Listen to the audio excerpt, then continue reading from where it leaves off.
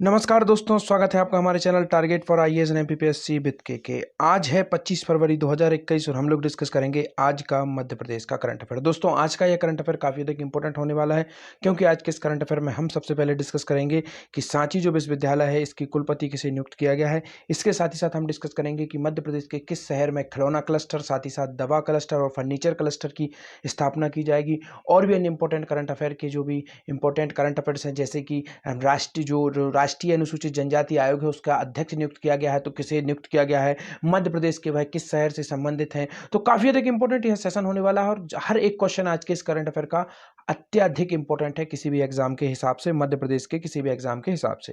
तो अगर आप पहली बार इस चैनल को विजिट कर रहे हैं तो प्लीज चैनल को सब्सक्राइब कर दीजिए, बेल आइकन को दबा दीजिए, जिससे कि आपको सभी प्रकार की नोटिफिकेशन मिलते रहें। और अगर आप इस लेक्चर की पीडीएफ प्राप्त करना चाहते हैं तो लिंक डिस्क्रिप्शन में है, you can go join my Telegram channel, there I will providing you PDF. तो चलिए शुरू करते हैं हमारा आज का करंट अफेयर। तो दोस्तों, हमारा पहला क्वेश्चन है, मध्य प्रदेश के किस व्यक्ति को राष्ट्रीय अनुसूचित जनजाति आयोग का अध्यक्ष बनाया गया। काफी इंपॉर्टेंट यह आयोग है और यह संविधानिक आयोग है और मध्य प्रदेश एमपीपीएससी की जो नया प्री का सिलेबस है उसमें सीधा सीधा इस आयोग को दिया गया है। तो यह क्वेश्चन करंट के हिसाब से और एमपीपीएससी के हिसाब से काफी अधिक इंपॉर्टेंट हो जाता है। तो आपका ऑप्शन नंबर 1 है श्री हर्ष चौहान जी को, ऑप्शन नंबर 2 है कुंवर सिंह को, ऑप्शन नंबर 3 है राजीव प्रताप को और ऑप्शन नंबर 4 है इनमें से कोई नहीं। दोस्तों, इसका राइट आंसर है आपका ऑप्शन नंबर 1, श्री हर्ष चौहान जी को नियुक्त किया गया है। मध्य प्रदेश के यह हैं और राष्ट्रीय अनुसूचित जनजाति आयोग का अध्यक्ष बनाया गया। दोस्तों, पॉइंट भी नोटिस, दिस इज राष्ट्रीय अनुसूचित जनजाति आयोग, यह काफी अधिक इंपॉर्टेंट है। तो यह राष्ट्रीय अनुसूचित जनजाति आयोग और इसका अध्यक्ष किसे नियुक्त किया गया है, श्री हर्ष चौहान जी को नियुक्त किया गया। आप ऑप्शन नंबर 2 देख रहे होंगे कुंवर सिंह, तो कुंवर सिंह राष्ट्रीय अनुसूचित जनजाति आयोग के प्रथम अध्यक्ष थे। कौन थे?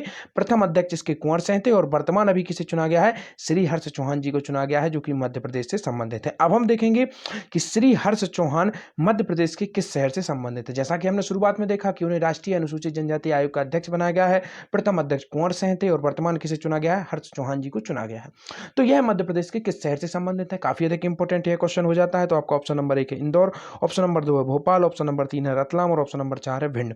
दोस्तों, इसका राइट आंसर है आपका ऑप्शन नंबर 1, इंदौर शहर से श्री हर्ष चौहान जी का संबंध है। इंदौर को मध्य प्रदेश की आर्थिक राजधानी कहा जाता है, साथ ही साथ इसे मिनी मुंबई भी कहा जाता है। होलकर वंश की यह राजधानी थी, बाद में होलकर वंश ने अपनी राजधानी ट्रांसफर कर ली थी और बना दिया था किसे, महेश्वर को राजधानी बना दिया गया था। और किसके द्वारा महेश्वर को राजधानी बनाया गया था दोस्तों, रानी अहिल्याबाई द्वारा महेश्वर को राजधानी बनाया गया था। इंदौर का जो होलकर वंश था इसके संस्थापक कौन थे दोस्तों, मल्हार राव होलकर थे। क्या नाम था उनका, मल्हार राव होलकर उनका नाम था। और इनकी दोस्तों समाधि कहां पर है, भिंड के आलमपुर एक जगह है, वहां पर भिंड के आलमपुर में इनकी समाधि है, यह आपको याद रखना है। और रानी अवंतीबाई की समाधि कहां पर है, यह महेश्वर में ही है।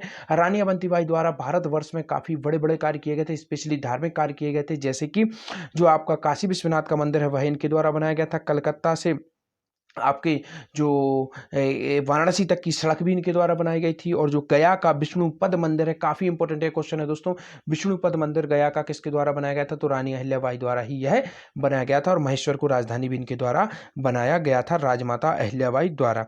अब हम यहाँ पर देखते हैं महेश्वर की साड़ियाँ भी इन्हीं से संबंधित थी। तो अभी हमने देखा यहाँ पर हर्ष चौहान जी को मध्य प्रदेश के किस शहर से संबंधित, तो इंदौर से उनका संबंधित था। और इंदौर से संबंधित जितने इंपॉर्टेंट फैक्ट हो सकते थे वो मैंने आपको बता दिए। यहाँ पर कुछ इंपॉर्टेंट फैक्ट और बता देता हूँ, जैसे कि भिंड का जो गोहद है उसमें सबसे कम वर्षा होती है मध्य प्रदेश में।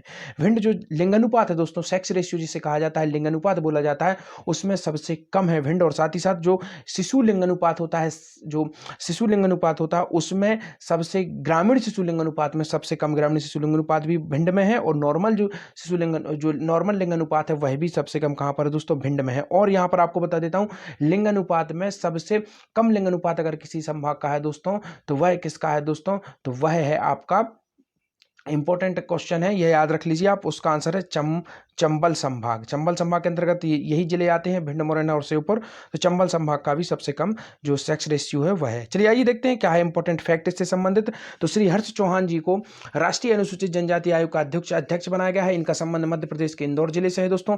इस आयोग की स्थापना कब हुई थी दोस्तों, 2004 में इसकी स्थापना हुई थी। और राष्ट्रीय अनुसूचित जनजाति आयोग के प्रथम अध्यक्ष कुंवर सिंह थे, जो कि मैंने शुरुआत में ही आपको बता दिया, कुंवर सिंह इसके प्रथम अध्यक्ष थे। चलिए आइए अब देखते हैं सांची विश्वविद्यालय का कुलपति किसे नियुक्त किया गया। काफी इंपॉर्टेंट है क्वेश्चन है दोस्तों, सांची विश्वविद्यालय का कुलपति किसे नियुक्त किया गया है। तो आपका ऑप्शन नंबर 1 है नीरजा ए गुप्ता को, ऑप्शन नंबर 2 है बाबूलाल सैनी को, ऑप्शन नंबर 3 है नरेंद्र सेठ को और ऑप्शन नंबर 4 है इनमें से कोई नहीं।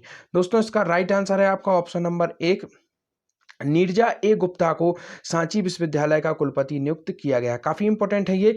नीरजा ए गुप्ता को क्या नियुक्त किया गया है? सांची विश्वविद्यालय का कुलपति नियुक्त किया गया है। सांची विश्वविद्यालय बौद्धिस्ट विश्वविद्यालय है, मध्य प्रदेश का एकमात्र ऐसा विश्वविद्यालय है जो अंतर्राष्ट्रीय स्तर पर इसका नाम है और स्पेशली बौद्ध धर्म के लिए समर्पित पूरा यह विश्वविद्यालय है। सांची दोस्तों प्राचीन कालीन नगरी है। यहाँ पर सांची का स्तूप का निर्माण कराया गया था। किसके द्वारा यह स्तूप का निर्माण किया गया था दोस्तों?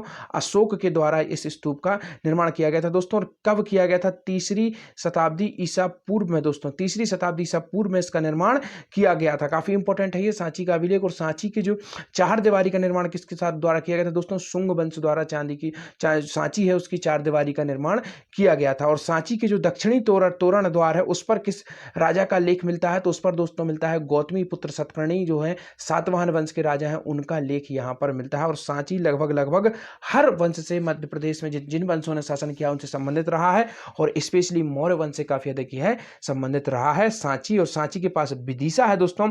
विदिशा में जो अशोक है उनकी ससुराल थी, सम्राट अशोक की ससुराल थी। यहां से उनकी पत्नी थी जिनका नाम था कुमार देवी, कहीं कहीं पर श्री देवी भी नाम मिलता है, दोनों ही नाम उनके हैं। तो अभी हमने देखा सांची विश्वविद्यालय का कुलपति किसे नियुक्त किया गया है? नीरजा ए गुप्ता को नियुक्त किया गया है। अब हम देखते हैं इनसे संबंधित कुछ important fact.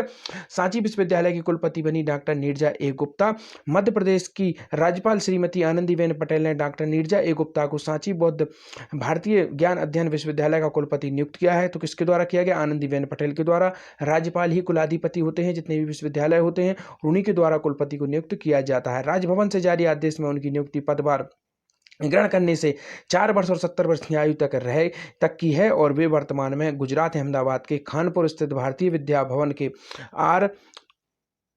PG college of arts and commerce में प्रोफेसर एवं प्राचार्य हैं। डॉक्टर गुप्ता 2006 से 2012 तक अहमदाबाद के गुजरात विश्वविद्यालय के विदेश शिक्षा कार्यक्रम की सलाहकार भी रह चुकी हैं। तो यह काफी अधिक इंपॉर्टेंट है। नेक्स्ट क्वेश्चन देखते हैं। मध्य प्रदेश के किस शहर में दोस्तों दवा एवं फर्नीचर क्लस्टर की स्थापना की जाएगी? काफी इंपॉर्टेंट होने वाला है यह उद्योग और स्पेशली मध्य प्रदेश को भारत ही नहीं बल्कि विश्व मानचित्र पर एक काफी बड़ा स्थान दिलाएगा। तो आपको ऑप्शन नंबर 1 है Indore, option number 2 Bhopal, option number 3 Sehore और ऑप्शन नंबर 4 इनमें से कोई नहीं।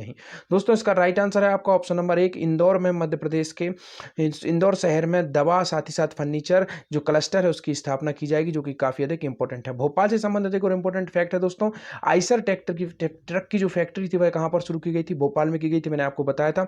और मध्य प्रदेश का सूखा अनुसंधान केंद्र कहां पर है दोस्तों? यहीं पर है। और दलहन अनुसंधान केंद्र कहां पर है दोस्तों? सीहोर में है। तो दलहन अनुसंधान केंद्र और सूखा अनुसंधान केंद्र दोनों कहां पर है मध्य प्रदेश के दोस्तों? सीहोर में है। और भोपाल में देखेंगे आप सेलरिच खाद्य संयंत्र कहां पर है दोस्तों? वह भोपाल में है, आपको याद रखना है, काफी अधिक इंपॉर्टेंट हो जाते हैं यह इस तरीके के। और वन अनुसंधान केंद्र कहां पर है दोस्तों? यहीं पर है भोपाल में। 1982 में उसकी स्थापना की गई थी वन अनुसंधान केंद्र की, और यह भोपाल में है। और एक क्षेत्रीय कार्यालय है जो केंद्रीय वन अनुसंधान केंद्र उसका वह जबलपुर में है दोस्तों, यह आपको याद रखना है। और वानिकी अनुसंधान केंद्र कहां पर है दोस्तों? छिंदवाड़ा में है वानिकी अनुसंधान केंद्र। 1995 में उसे स्टैब्लिश किया गया था। और आप इसके बाद देखेंगे ट्रॉपिकल अनुसंधान केंद्र कहां पर है दोस्तों? वह है आपका जबलपुर में। तो इस तरीके के क्वेश्चन काफी अधिक इंपॉर्टेंट हो जाते हैं जो कि मैं आपको यहां पर बता देता हूं। तो चलिए आइए देखते हैं नेक्स्ट क्वेश्चन। मध्य प्रदेश के किस जिले में खिलौना क्लस्टर की स्थापना की जाएगी? अभी हमने देखा कि फर्नीचर क्लस्टर और दवा क्लस्टर, अब हम देखेंगे खिलौना क्लस्टर की स्थापना कहां पर की जाएगी। तो आपको ऑप्शन नंबर 1 है इंदौर, भोपाल, गुना या इनमें से कोई नहीं। तो दोस्तों इसका राइट आंसर है आपका ऑप्शन नंबर 1 इंदौर में ही खिलौना क्लस्टर की स्थापना की जाएगी। अब इंदौर में 3 क्लस्टर हो जाते हैं। पहला हो जाता है आपका दवा क्लस्टर, और हमने उसके साथ साथ देखा था ये फर्नीचर क्लस्टर, और अब हमने देखा दवा क्लस्टर। तो ये तीनों क्लस्टर की स्थापना मध्य प्रदेश की मिनी मुंबई आर्थिक राजधानी इंदौर में किए जाएंगे, काफी अधिक इंपॉर्टेंट है। भोपाल के बारे में लगभग आपको सब कुछ मालूम है। अब यहां पर मैं देखता हूं नया शहर जो हमें मिल रहा है गुना से संबंधित कुछ इंपॉर्टेंट फैक्ट देखते हैं। पहले ये इसके अंदर से ही अशोकनगर जिला बना है। गुना काफी देखिए इंपॉर्टेंट है। गुना को हम लोग डिफाइन करते हैं। गुना को बराबर 2 भागों में कौन सी नदी काटती है दोस्तों? सिंध नदी गुना को 2 बराबर भागों में काटती है, याद रख लीजिए, काफी अधिक इंपॉर्टेंट है। और सिंध नदी का उद्गम कहाँ से होता है? विदिशा का सिरोंज है, वहां से इसका उद्गम होता है।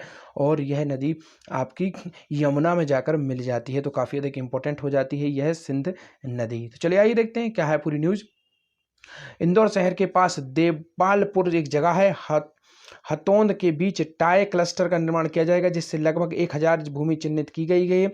उम्मीद है कि इसके बन जाने के बाद देश को चाइनीज खिलौनों से क्या मिल जाएगी, आज़ादी मिल जाएगी। मिनी मुंबई में बनेगा दवा, फर्नीचर और खिलौना क्लस्टर। मध्य प्रदेश के इंदौर में international mega furniture cluster, Indore के खिलौना क्लस्टर को जल्द ही गति मिलेगी। मुख्यमंत्री ने मंत्रालय से जुड़े उद्योगपतियों से मुलाकात की। वहीं दवा निर्माता company Karnataka antibiotics and pharmaceutical limited के पदाधिकारी भी मुख्यमंत्री से मिले। तो जो दवा क्लस्टर है वो इसी कंपनी द्वारा बनाया जाएगा यहाँ पर, तो उसके कर्मचारी भी उन्हें मुख्यमंत्री जी से मिले।